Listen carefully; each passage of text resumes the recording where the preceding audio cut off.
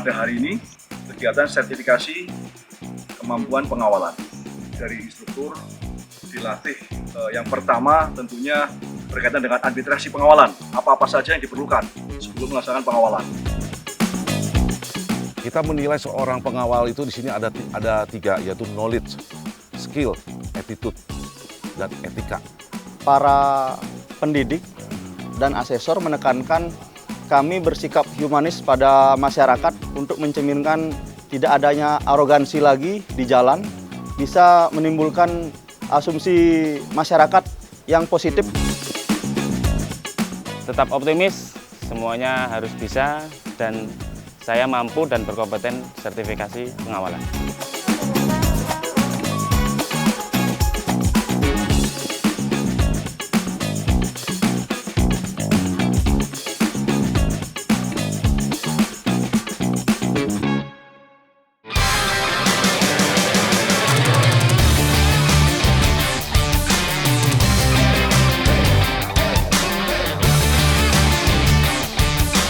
Kita melaksanakan pelatihan pengawalan ya. Jadi di sini yang dilatih sekitar 40 orang dari Korlantas Polri, dari anggota-anggota yang saat ini melaksanakan pengawalan di kementerian lembaga, dan dari Polda maupun Polres jajaran. Dilatih oleh instruktur dari Pusdik Lantas Serpong selama 3 hari.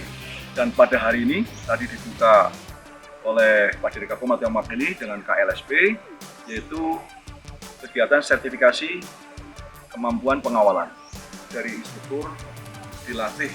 Yang pertama tentunya berkaitan dengan administrasi pengawalan, apa-apa saja yang diperlukan sebelum melaksanakan pengawalan. Yang disiapkan antara lain baik administrasi, kelengkapan perorangan, sarana prasarana yaitu kendaraan, roda 4 maupun roda 2. Jadi petugas pengawal ini sebelum melaksanakan pengawalan dilaksanakan APP. Nah, kalau kendaraan yang disiapkan untuk pengawalan tentunya di atas 1000 cc. Ya, contohnya tadi ada BMW RT di sana, itu 1250 cc. Ada kendaraan bigger, roadleg itu 1600 cc. Itu disiapkan untuk VVIP maupun pengawalan VIP.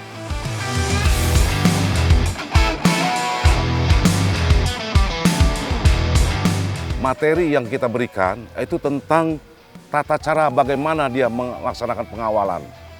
Prosedur pengawalan, yaitu di mana pengawalan itu ada 3 kegiatan yang dari tahap mulai dari persiapan, bagaimana dia mempersiapkan seorang petugas pengawalan itu bagaimana dia harus mempersiapkan, terus dia melaksanakan, bagaimana dia harus melaksanakan, dan yang ketiga dia bagaimana pengakhiran pengawalan.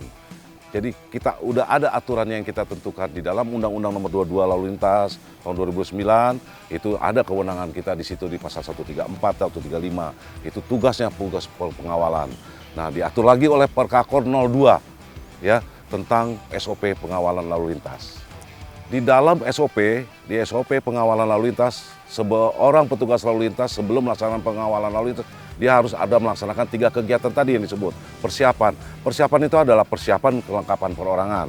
Persiapan perlengkapan perorangan itu adalah sprint, kelengkapannya dia, kelengkapan administrasinya dia, terus persiapan bagaimana dia mempersiapkan kendaraannya. Pemeriksaan kendaraan itu ada pemeriksaan kendaraan dari luar, pemeriksaan bagian dalam, dan pemeriksaan bagian interior.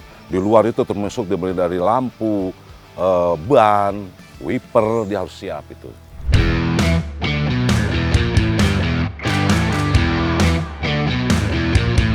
Di dalam prosedur pengawalan ada 3 pengawalan, yaitu VVIP, VIP, dan giat masyarakat.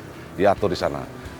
Dari mana dasarnya SOP itu ada? Dari dasarnya Undang-Undang Lalu Lintas di pasal 134, 135. Kita menilai seorang pengawal itu di sini ada 3, yaitu knowledge, skill, attitude, dan etika. Seorang petugas pengawalan lalu lintas harus memiliki 4 itu, sehingga benar-benar dia diuji bahwa dia memang kompetensi di bidang pengawalan, dia tidak arogan. Harapan saya ke depan sehingga petugas lalu lintas ini yang bidang pengawalan harus mempunyai kompetensi seluruhnya. Dari kompetensi itulah dia tahu, oh yang selama ini dia hanya mendapatkan ilmu pengawalan dari senior, oh begini, tetapi dengan dia mengikuti pelatihan ini, mengikuti sertifikasi ini, sehingga dia paham, oh begini toh pengawalan.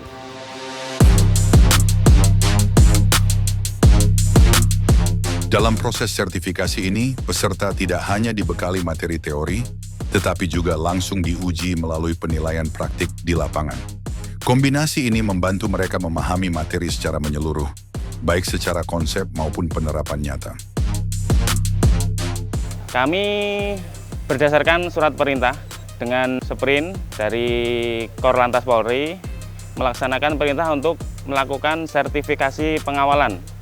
Karena di pengawalan sendiri kami harus mempunyai sertifikat untuk melaksanakan pengawalan.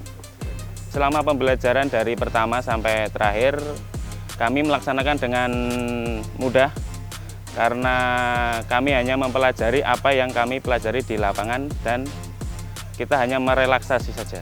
Mungkin SOP dari Pusdik maupun dari pendidikan memang sudah ada. Kami hanya mengulang kembali lagi. Tetap optimis, semuanya harus bisa dan saya mampu dan berkompeten sertifikasi pengawalan. Saya bisa.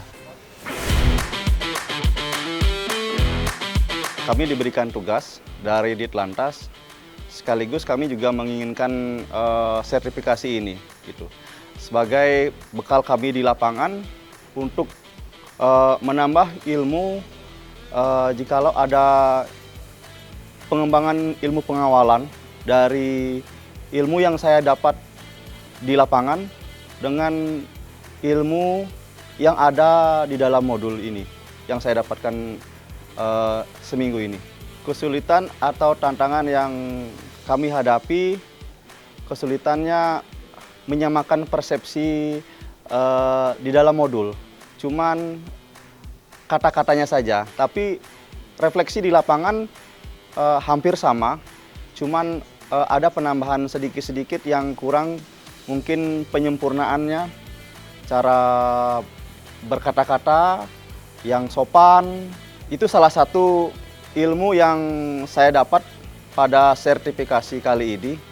Para pendidik dan asesor menekankan kami bersikap humanis pada masyarakat untuk mencerminkan tidak adanya arogansi lagi di jalan, sehingga bisa menimbulkan asumsi masyarakat yang positif terhadap citra kepolisian. Saya berharap dan optimis bisa selesai dan dapat berkompeten dalam asesmen kali ini, karena ditambah pengalaman-pengalaman di lapangan yang saya dapat kemarin dan ilmu-ilmu baru yang saya dapatkan minggu ini. Saya bisa.